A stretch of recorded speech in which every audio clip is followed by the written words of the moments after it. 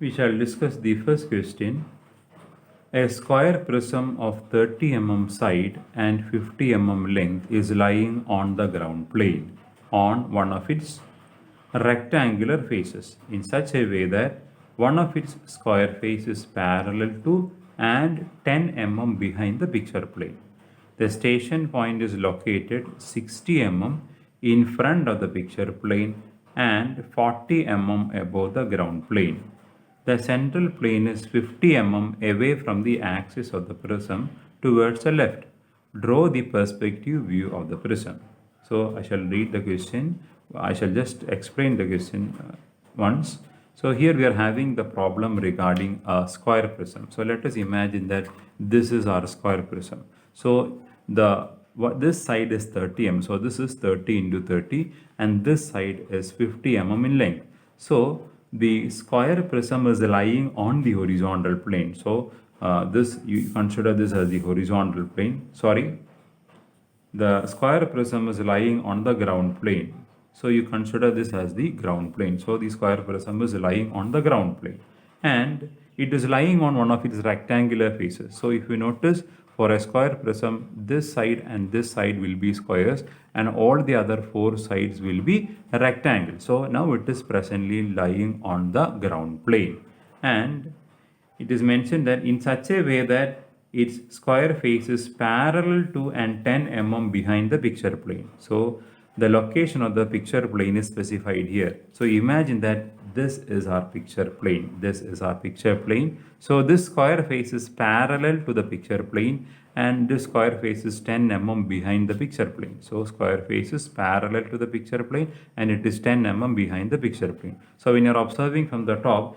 you can see the picture plane as a line and you can see only the top face of this prism as a rectangle. So what is the size of this rectangle? It will be 50 into 30. So you can see this 50 into 30 rectangular face and this picture plane as a line. Now, what is mentioned in the next portion of the question? The station point is located 60 mm in front of the picture plane and 40 mm above the ground plane. The central plane is 50 mm away from the axis of the prism towards the left. Draw the perspective view of the prism. Now let us consider the diagram that we have discussed in the introduction part. So here I am just placing this diagram here. So here I have represented the top view and front view of that particular 3D setup in which we are having four different planes. So here this portion is completely representing the top view of that 3D setup in which we can see the picture plane, the central plane and the station point. Now I am adding the solid to this case. So here you can see the solid.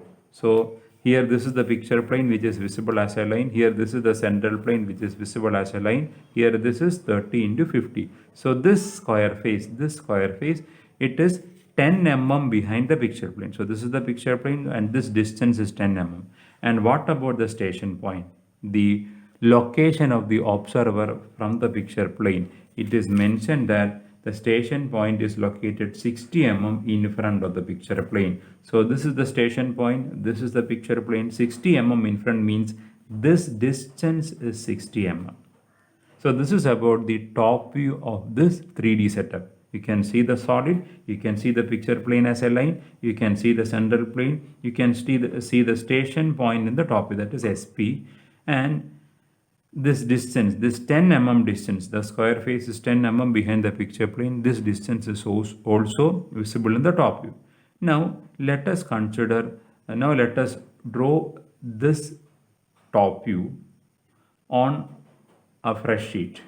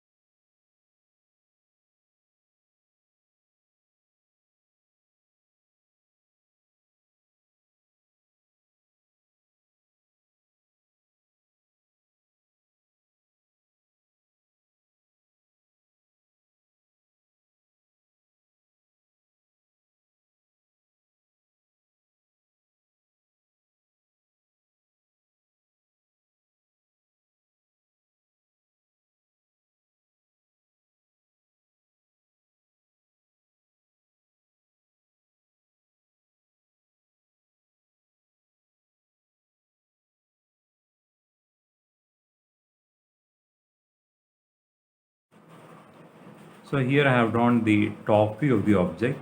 So the top view of the object is drawn using thick lines. So here we are having, so the first step that I have done is I have drawn the top view. So after drawing the top view, I have drawn an axis of symmetry here through the center of the solid. Then the next step was at a distance of 50 mm to the left hand side of the axis of the prism, square prism, I have located the central plane. The central plane is a chain line. It is extended over the length of the page up to this bottom surface, because central plane is a plane that is visible both in the front view and in the top view. So here this area is actually representing the top view of the 3D setup, and here it is representing the front view of the 3D setup. So please remember that you have to forget the terminologies or the conventions that you have learned in orthographic projection. In orthographic projection, usually we will be drawing the front view somewhere here and top view will be drawn here. But in this case also you can draw like that, but we are following this type of convention in which we will be drawing the top view here and we will be drawing the front view in this region. So after locating the central plane, the next step is locating the picture plane. So where is the picture plane located? The picture plane is located, if you are reading through the question, it is mentioned that the square surface is parallel to and 10 mm behind the picture plane. So this square surface, which is ABCD, it is 10 mm behind the picture plane. So what I have done is I have marked the picture plane 10 mm in front of this particular surface. So this distance is 10 mm.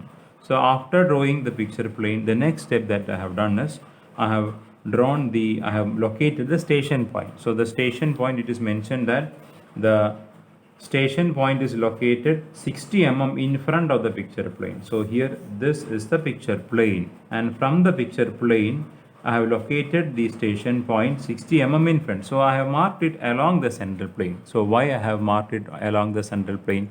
Central plane is a plane which is consisting of the observer also. Okay, so central plane is a plane that is passing through the center of the observer. So suppose the observer is shifting to the right hand side, the central plane also will be shifted to the right hand side. If the observer is shifted to the left hand side, the central plane also will be shifted to the left hand side. So the central plane and the horizon plane. So here this is the horizon line. The central plane and horizon line, it is related to the position of the observer. The height of the observer will be visualized in the level of the horizon line, and where the observer is located with respect to the object. So that is what it is specified with respect to the central plane. So central plane is a plane which is passing through the center of the observer, and always station points will be represented along the central plane. Okay, so here I have marked the central plane, here I have marked the station point 60 mm in front of the picture plane. And the next step that I have done is I have completed, so up to that I have completed the top view of the corresponding 3D setup, in which we are having the top view of the object, we are having the central plane, and we are having the picture plane, and this dimension 50 into 30 is visible, this dimension 10 mm, the distance of the picture plane with respect to the front face is visible. So all those things are visible here. Then I proceeded to the front view of the 3D setup. So here in the front view of the 3D setup, the first line that I have drawn is ground line. So what will be the distance between the picture plane line and the ground line? Usually the convention is you add up the coordinates of the station point. So with respect to the station point, will be mentioned that the station point is 60. In this case, the station point is 60 mm in front of the picture plane and 40 mm above the ground plane.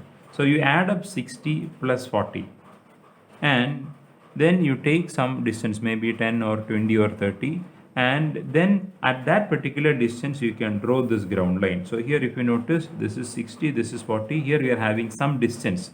So this distance depends upon how lower you are taking this ground line. If you are taking this ground line still more to the base of the page, this gap will be more. So the minimum distance that you have to take between the picture plane and the ground line is, you add up the coordinates of the station point. Here it is 60 plus 40, you take or you add 10 mm more. So usually we will be using this convention. It is not a standard convention. This is what I would like to suggest. So 60 plus 40 plus 10. or you can take more than 10 also. It depends upon the space that is available in your page. Here you are having more space. Here if you are adding 60 plus 40 plus 10, it is 110. But in this case, from the picture plane, if you measure to the base of the page, you are having around some 140 mm. So what I have done is I have taken 60 plus 40, then I have taken some more distance.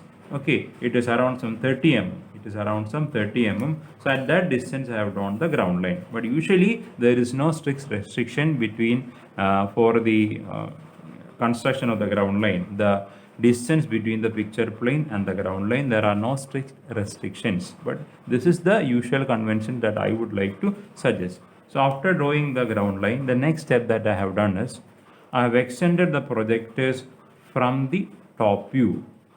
In order to get a front view, I have drawn the front view using a thin line. So when you observe this 3D setup,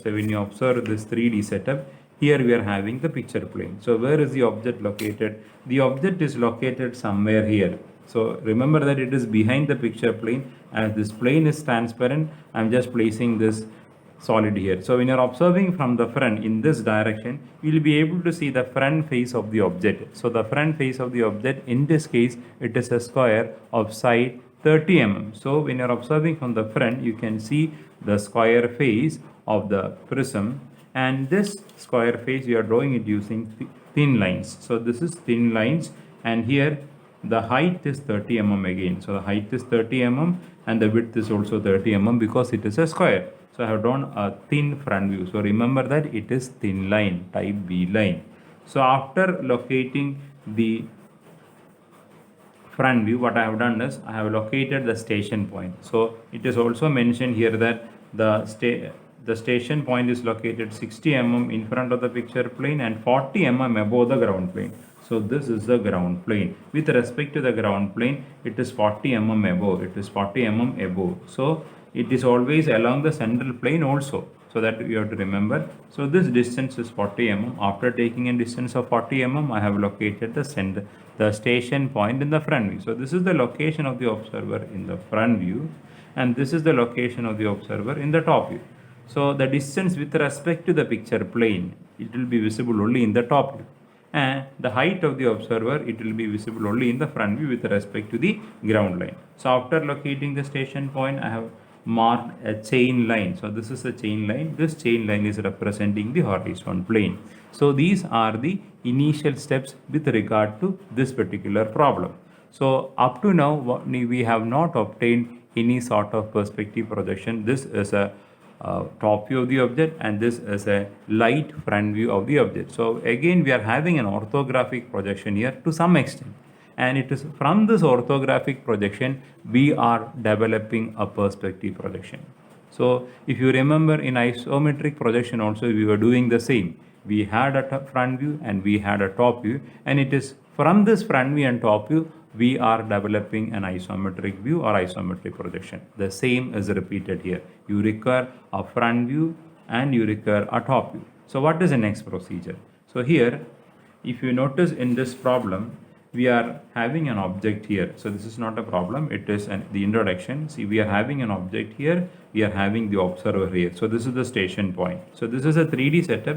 So the image is formed on the picture plane. The image is formed on the picture plane when the visual rays are incidenting on the station point. So here we are having these two visual rays which is converging to the eye of the observer, and when it is passing through the picture plane, we are getting the image on the picture plane. So in order to get the image, we require these visual rays. These are known as visual rays. So the next step is, what we are going to do now is, we are having this position is known as the station point. So this is the station point in this 3D setup. So here we don't have a 3D setup, here we are having only a 2D setup. So here this is the station point in the front view, which is SP dash, and here this is the station point in the top view, which is SP.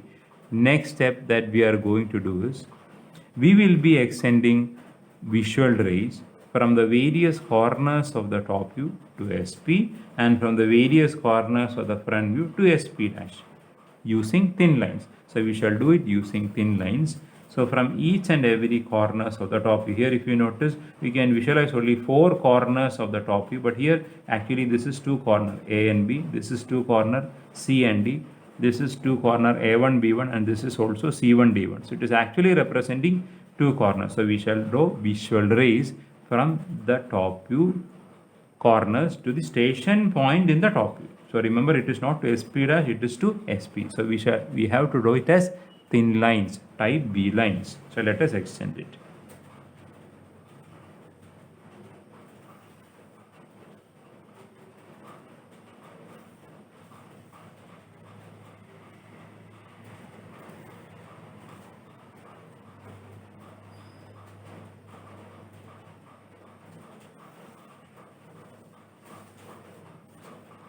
Now these are the visual rays which is coming to the station point. So this is the station point in the front view. Each of these visual rays are crossing the picture plane at a particular point. So here this visual ray is crossing the picture plane at this point. Likewise, we are having other visual rays also crossing the picture plane. So we have got some points here which are the crossing points of the visual ray with respect to the picture plane. So we'll be naming this crossing points one by one. So how to name this crossing points one by one? So here this is the visual ray that is corresponding to A1, B1. So here when it is crossing this picture plane, we shall mark this point as A11, B11. So here this is the visual ray that is coming from A1, B1. Here when it is crossing the picture plane, we will be marking this point. So the name of this point is A11, B11. So the next is, here we are having the visual ray of C1, D1. C1, D1, it is crossing the picture plane at this particular point. So we shall name this point as C11, D11. So this point is C11, D11. Okay.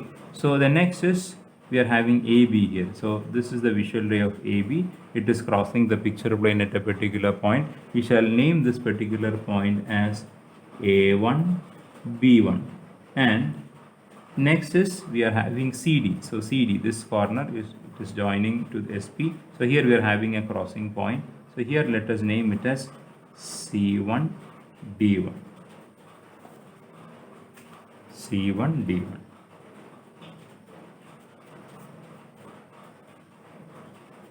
And the next step is, we have to draw visual rays from each and every corners of the front view. So as in the case of the top view, here also it is representing 2 points, which is B1, here it is C1, here it is AA1, here it is DD1.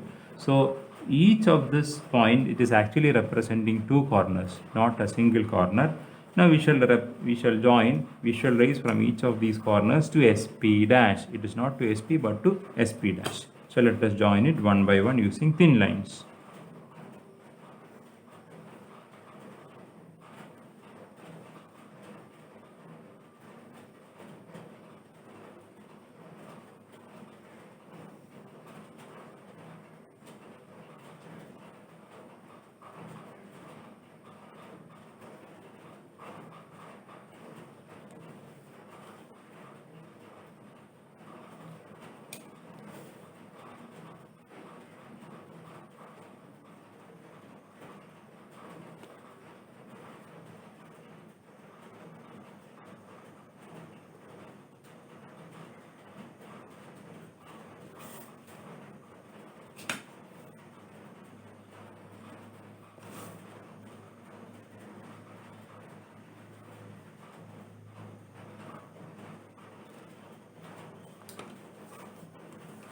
So the next step is, what we are going to do now is, now only we are proceeding to the perspective view.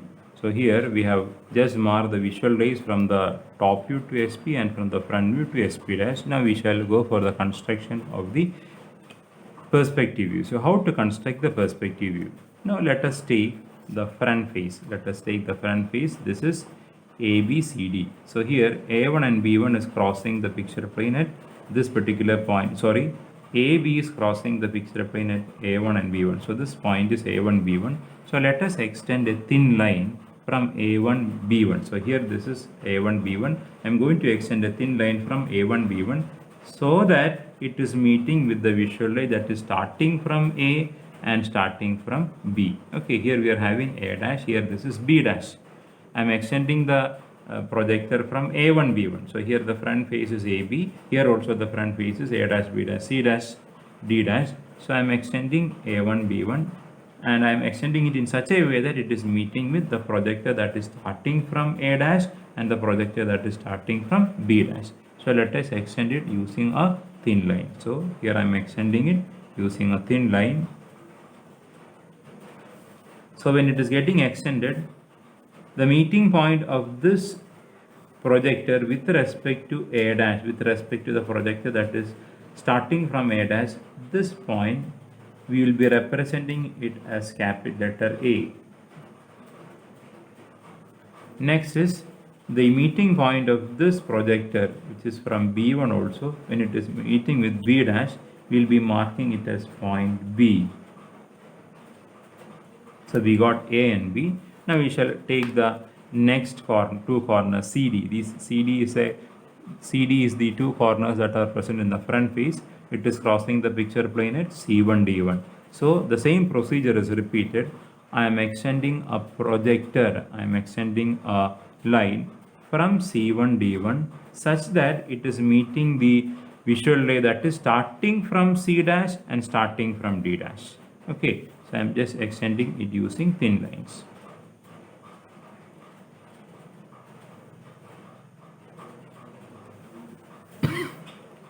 So the meeting point of C1 with respect to C dash, the visual ray that is starting from C dash, this point it is represented as capital letter C, and the meeting point of D1 with respect to D dash, it is marked as point D. So we located A, B, C, D, which are the front corners of the prism. So the same procedure is repeated on the rear side. So this is A11, B11. So let us extend it to the to the visual rays that are starting from A1 dash and B1 dash. So A11, B11. So here we are having a meeting point. So this is the meeting point of B1 with respect to B1 dash visual ray. And again here we are having another meeting point. So this meeting point is a meeting point of A11 with respect to the visual ray of A1 dash. So here this meeting point I will be marking it as A1, and this meeting point I will be marking it as B1. So A1 and B1. So likewise on the right hand side here this is C1 D1. So this is the crossing point which is C11 D11. So I am doing the same procedure. I am extending a line from C11 D11 such that it is meeting with the visual ray that is coming from C1 dash and D1 dash. So I am extending it. So this meeting point is with respect to C1 dash, this will be C1, and this meeting point it is with respect to D1 dash, and this point will be named as D1. So this point is C1 and this point is D1. Now we have got around 8 points A, B, C, D, A1, B1, C1 and D1. So the next procedures are similar to that of orthographic projection and isometric projection. So connecting these points, so please remember that all these letters are capital letters A1, B1, C1, D1, A, B, C, D, etc. First step is drawing the outline as we were doing in the orthographic projection and isometric projection. So we shall start it from the extreme left. So all the points along the outline will be visible. So now only we are starting the perspective projection. That is, we are starting the drawing of the perspective projection. So the initial steps are almost completed. So we are joining A1, B1 using thick lines. Now it is from B1, C1, another outline, B1, C1. Then it is from C1 to C.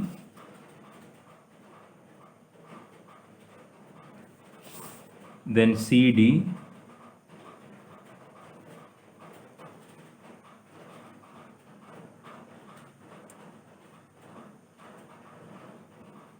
Then DA.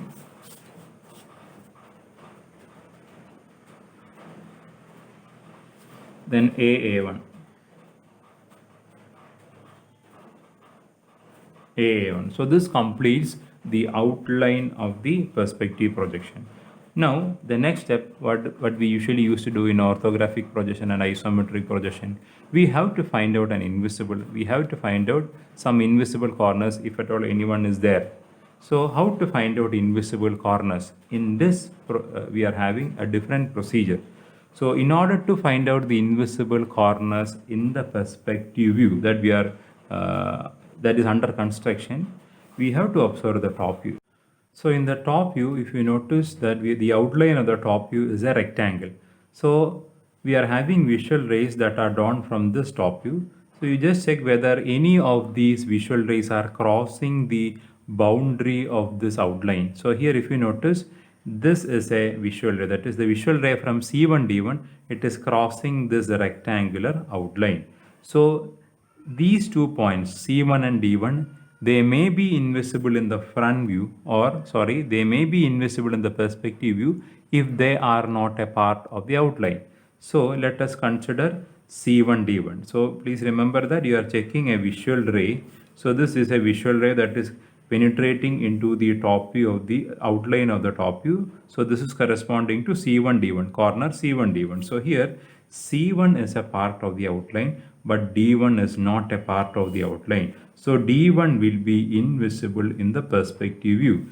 And if D1 is invisible, a corner D1 is invisible, all the three edges that are starting from D1 also will be invisible. So which are those corners?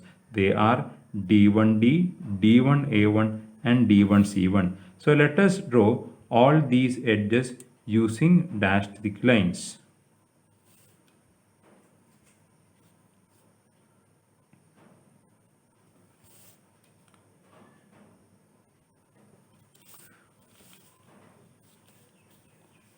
So let us draw all these edges using dashed thick lines.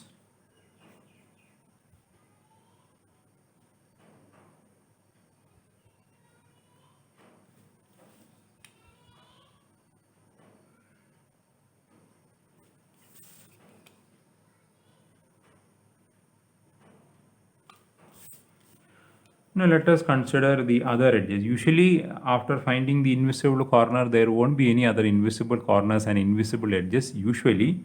Now let us consider the front face. Front face is AB, BC, CD and DA. Already CD and DA is drawn here. What about the visibility of AB? When you are trying to draw AB, it is crossing a confirmed hidden line which is A1, D1. So definitely this edge, that is BA, will be visible as it is crossing a confirmed hidden line.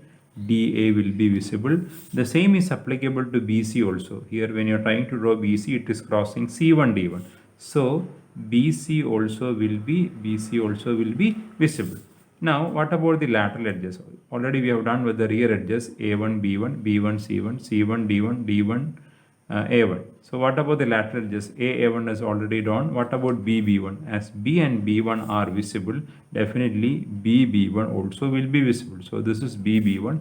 Already C1 is there and D1 is there. So this diagram is known as, this thick colored diagram is known as the perspective projection of the corresponding square prism. So I shall just have a quick review of the problem. So initially what we have done is, we have started with the top view. So we have started with the top view on the right hand side of the page because the central plane is on the left hand side. That is why we started with the right hand side, the top view of the object on the right hand side. So first initially we have drawn the top view of the object. Then what we have done is we have located the picture plane. Then this distance is 10 mm. Then we have located the central plane 50 mm away from the center of the corresponding prism. So here we have an axis.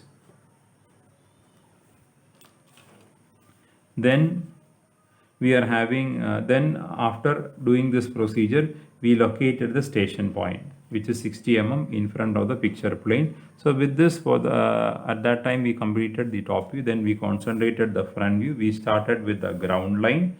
Then we have located a thin front view. Here we are having a thin front view. In this case, we are having a thin front view. And then we have located the horizon line. Then we have located the station point.